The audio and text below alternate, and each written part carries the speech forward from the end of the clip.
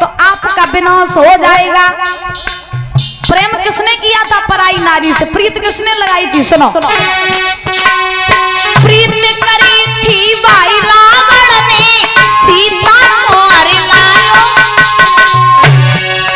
अरे प्रीत करी थी भाई रावण ने सीता को हरि लायो। और अरे सोने की लंका राख में मिल गई, कुल को नाश करायो।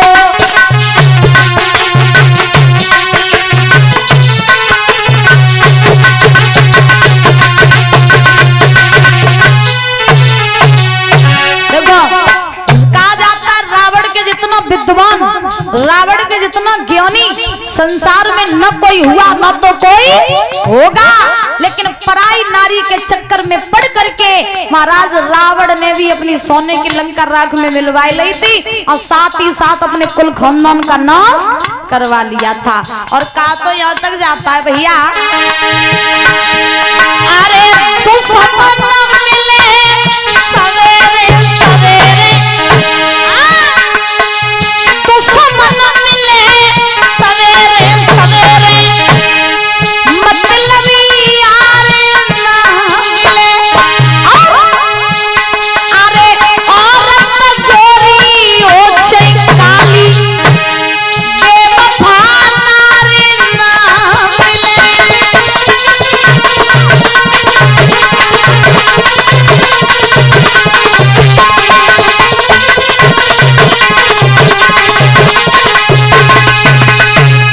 दुश्मन मिले सवेरे सवेरे, मतलब यार न मिले।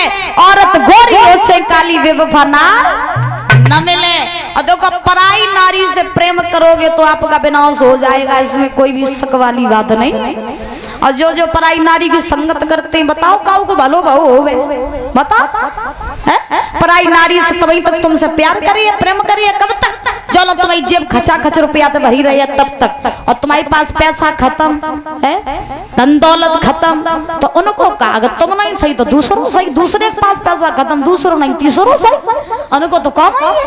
तो कहने का अभिप्राय, जिंदगी में अगर हो सके तो अपने ऊपर इतना नियंत्रण करके चलो कि हमें पराई नारी की संगत से बचना चाहिए। धुंधकारी 5-5 वैश्यों की संगत करने लगा, चोरी डकैती करके लाने लगा। एक बार वैश्यों ने सोचा, बेना बहुत बड़ा पापी है, जने अपनी मैया को मारो, जने बाबा को मारो, जो अपने अम्मा दद्दा को ना बहु हमाओ तुम कहा वैसे है ना। आपके बारे में लोग क्या सोचते हैं ये उनकी सोच है, लेकिन आप कभी भी किसी के बारे में बुरा न सोचो, क्योंकि ध्यान रखना जो आगे बढ़ता रहता है ना, जो आगे बढ़ता है उसको गिराने वाले 1000 होते हैं और उठाने वाले 10 होते हैं। एक बात मेरी याद रख लेना, इंसान जब आगे बढ़ता रहता है, आगे बढ़ेगा, तो उस इंसान को परीक्षक जी गिराने वाले 1000 होंगे और उठाने वाले 10 होंगे। तो और एक बात याद रखना, जो व्यक्ति सहनशील होता है, जो व्यक्ति का आचरण अच्छा होता है, जो किसी से मतलब नहीं रखता है, वो महाराज सीधा निकल जाता है, और भौंकने वाले तो भौंकते ही रहते हैं। एक ही जिंदगी का महाराज रूल बनाओ, कौन सा, कि हमें अगर दुनिया में रहना है और हमें अगर आगे बढ़ना है तो हमें लोगों की बात को सुनना भी पड़ेगा, लोगों की बात को सहना भी पड़ेगा। और अगर तुम्हें अपना लक्ष्य प्राप्त करना है तो तुम्हें किसी की बात न सुन के आगे बढ़ना होगा। और अगर तुम संसार की बातों में आकर के तुम अपना लक्ष्य भूल गए तो ध्यान रखना तुम कभी भी आगे बढ़ नहीं पाओगे। और आज के लोग ये कहते हैं कि हम अगर ऐसा काम करेंगे तो दुनिया क्या सोचेगी, लोग क्या सोचेंगे। सुनो, यही लोग दुनिया वाले तुम्हारी बुराई करने वाले और यही तुम्हारी भलाई करने वाले हैं। तो इसलिए ये मत सोचो कि दुनिया हमारे बारे में क्या सोचेगी। हमारी जिंदगी है, हमें अपने हिसाब से जीनी है। हम क्यों दुनिया वालों के लिए सोचे, क्यों सोचे? क्योंकि ध्यान रखना दुनिया वाले तुम्हारे सुख में आगे और दुख में पीछे। और आगे बढ़ने के लिए कभी कभी गूंगा, अंधा और बहरा बनना पड़ता है। हाँ, अगर तुमसे लोगों ने ये कह दिया भैया तुम पीछे आ जाओ, ये इस रास्ते पर ना जाओ, रास्ता बड़ा ही खतरनाक है। तो सुनो, अगर तुम वापस दुनिया वालों के कहने से लौट आओगे तो तुम कभी भी आगे नहीं बढ़ पाओगे। एक बार की मैं आपको बात बताऊं, एक बहुत सुंदर दृष्टांत है, ध्यान से सुन लेना। एक बार बुजुर्गों, एक मेढकों का झुंड था, मेढकों का। तो मेढकों का झुंड था तो बहुत से मेढक इकट्ठे महाराज बैठे हुए थे एक पहाड़ के नीचे बैठे थे, पहाड़ के पास में। अब वो मेढक आपस में सोच रहे हैं कि इस पहाड़ की चोटी पर कौन चढ़ेगा। मेढक जितने भी हैं वो सब सोच रहे हैं कि इस पहाड़ की चोटी पर कौन चढ़ेगा। तो कोई कहने लगा हम चढ़ेंगे, कोई कहने लगा हम चढ़ेंगे। तो सारे मेढक जो रहे तो सब एक साथ चढ़ने लगे उस पहाड़ पर। बड़े ध्यान से सुन लेना मेरी बात को और इस बात को समझना भी।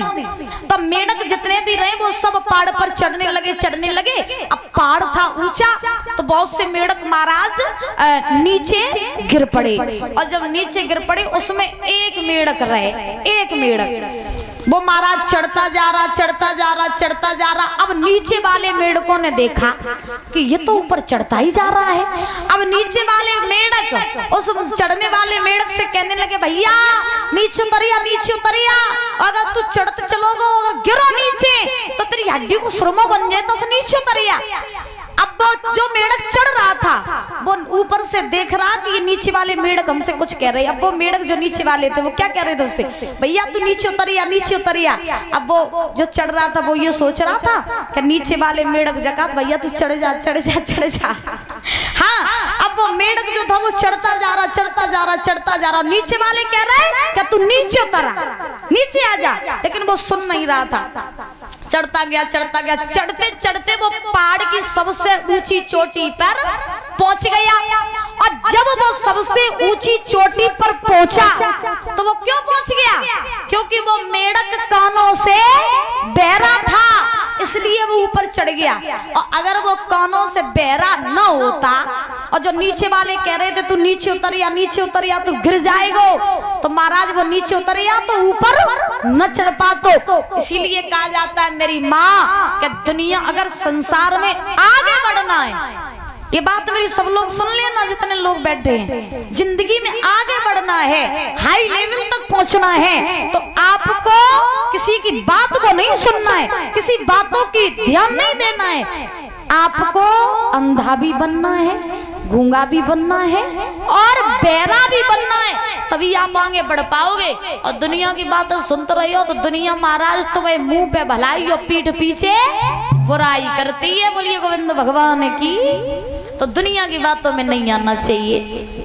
अब युधिष्ठिर ने पितामह भीष्म से कहा बाबा अगर मेरे भैया दुर्योधन मेरे साथ बुरा करना चाहता है ये उसका कर्म है, लेकिन मैं जरूर जाऊंगा।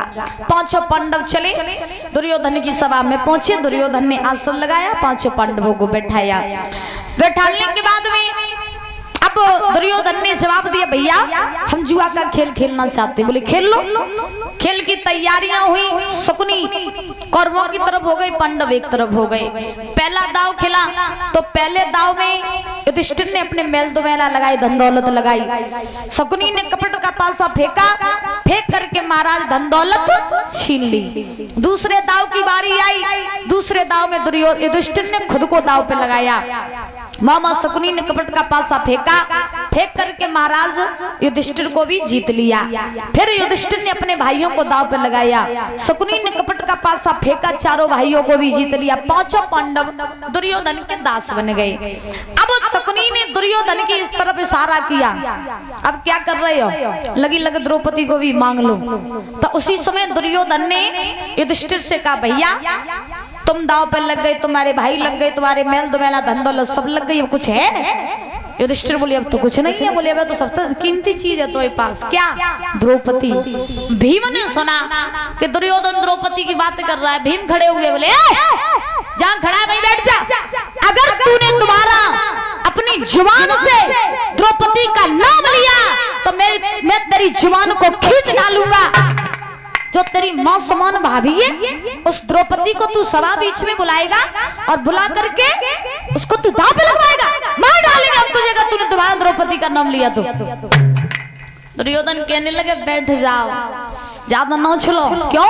क्योंकि अब तुम्हारा कोई अधिकार नहीं है जो तुम हमसे बोल पाओ। बैठ जाओ चुपचाप। युधिष्ठिर ने भीम को बैठा ला। अब युधिष्ठिर ने द्रौपदी को भी दांव पे लगाया तो द्रौपदी को भी हार गए।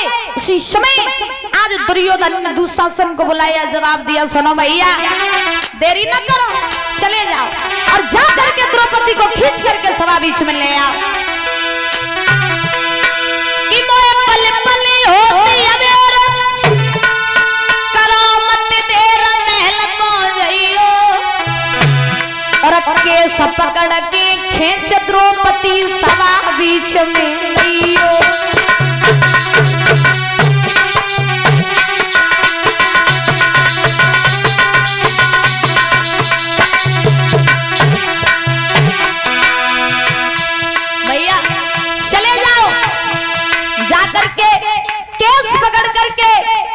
को खींच करके सभा बीच में ले आओ। क्यों? क्योंकि वो समय आ गया जब द्रौपदी से हम अपने अपमान का बदला लेंगे।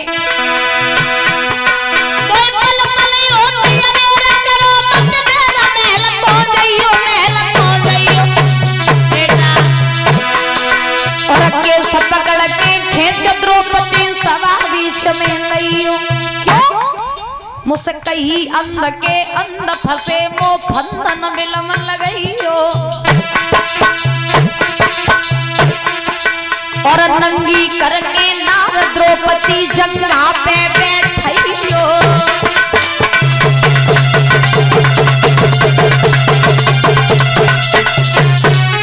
ऐसा ही नहीं पलटी करी अवारी और आगे बढ़ो अन्यायी है भैया।